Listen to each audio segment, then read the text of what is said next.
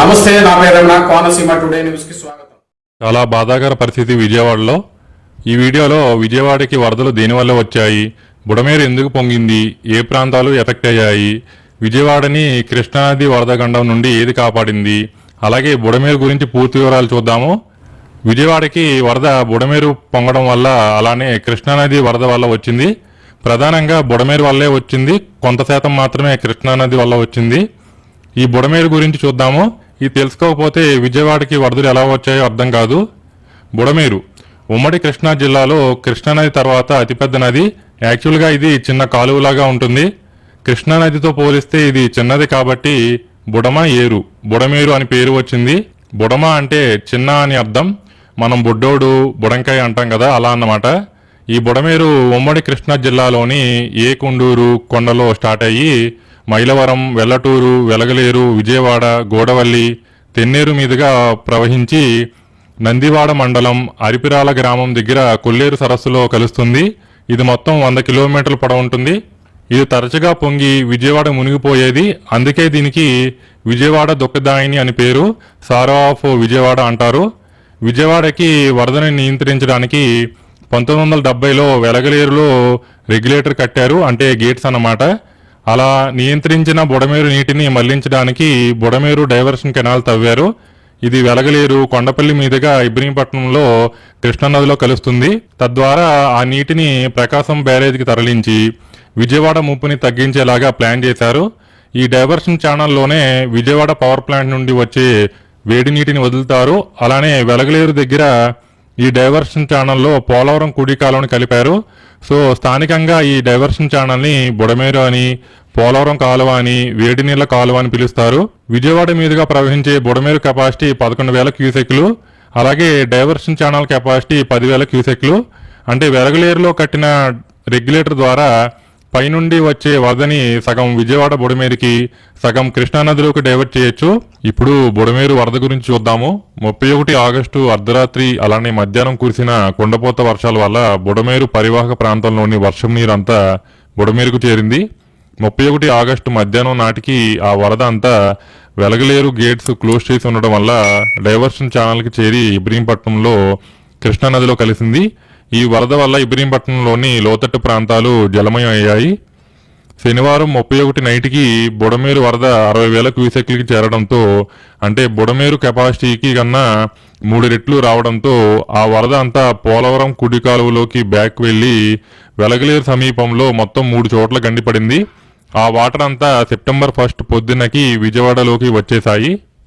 దీనివల్ల Ajit Singh Nagar, RR Peta, ఓంబే colony, Nandamuri Nagar, పైపుల్ road, కంట్రిగా, పాల factory, Bhavanipuram, Jakkampudi colony, Ambapuram, నున్న, పాయికాపురం, గుణదల, ముస్తాబాద్ జలమయం అయ్యాయి.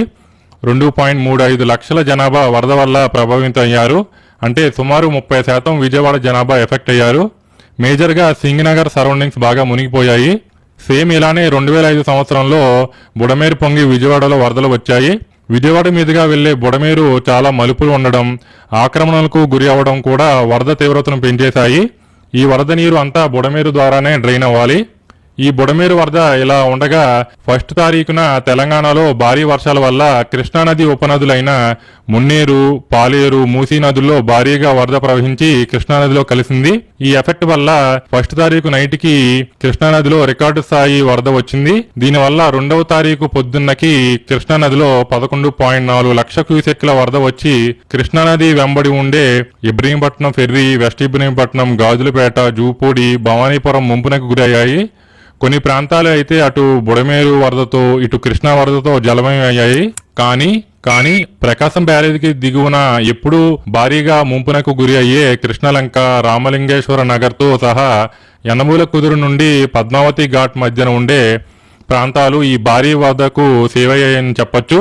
ఎందుకంటే ఆ ప్రాంతాల్లో కృష్ణానది వెంబడి కట్టిన రిటైనింగ్ వాల్ భారీ వరదకి అడ్డుకట్ట వేసింది.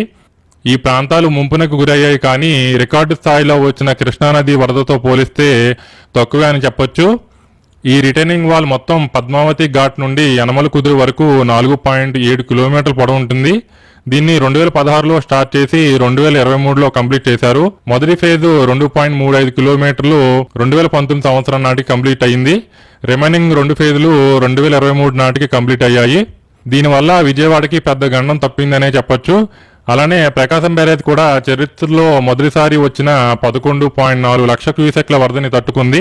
సెప్టెంబర్ 2 మధ్యాహ్నం 1 గంట నుండి కృష్ణానది వరద తగ్గుముఖం పట్టింది. కానీ బుడమేరు వరద తగ్గినప్పటికీ బుడమేరు వరద ప్రభావిత ప్రాంతాలు ఇంకా ముంపులోనే ఉన్నాయి. విజయవాడలో నుండి వెళ్లే బుడమేరుని ఒకసారి చూద్దాము మ్యాప్స్లో.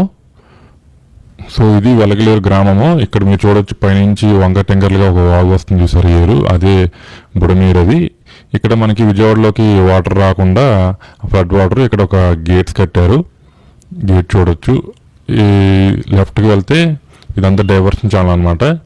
సో ఇది చూడొచ్చు మీరు, ఈ వంక టెంకర్లుగా ఉంది చూసారా, చాలా చిన్న కాలువ. సో అలా వచ్చి మనకి రాయన్పాడు రైల్వే స్టేషన్ పక్క నుండి వెళ్తుంది. రాయన్పాడు రైల్వే స్టేషన్ తర్వాత విజయవాడ బైపాస్ని క్రాస్ అవుతుంది. దీనికోసం ఇక్కడ పెద్ద బ్రిడ్జ్ కట్టారు. సో మీరు చూడవచ్చు చాలా చిన్న కాలువ. అలాగే అలా ఈ రైల్వే ట్రాక్ని క్రాస్ చేసుకుంటూ వచ్చి మనకి వైఎస్ఆర్ కాలనీ పక్క నుంచి వెళ్తుంది. సో ఇలా చూడొచ్చు నరేంద్ర రోడ్ని క్రాస్ చేస్తుంది. ఇదిగోండి ఇక్కడ నుంచి చాలా మలుపులు షార్ప్ బెండ్లు ఉంటాయి. ఇదిగోండి ఇదంతా బుడమేరే. దీని పక్కన చాలా ఇల్లులు ఆక్రమణలు చాలా ఎక్కువ ఉన్నాయి. అలా వస్తుంది. ఇక్కడ మనకి విజయవాడ రైల్వే స్టేషన్ నుంచి వచ్చే రైల్వే ట్రాక్ని క్రాస్ అవుతాయి. సో ఇలా వచ్చి ఇక్కడ ఇదంతా సింగనగర్ అన్నమాట. ఇదంతా సింగనగర్. ఈ ప్రాంతం బాగా మునిగిపోయింది. సో కిందకి ఇలా వస్తే మన సింగనగర్ దగ్గర నుంచి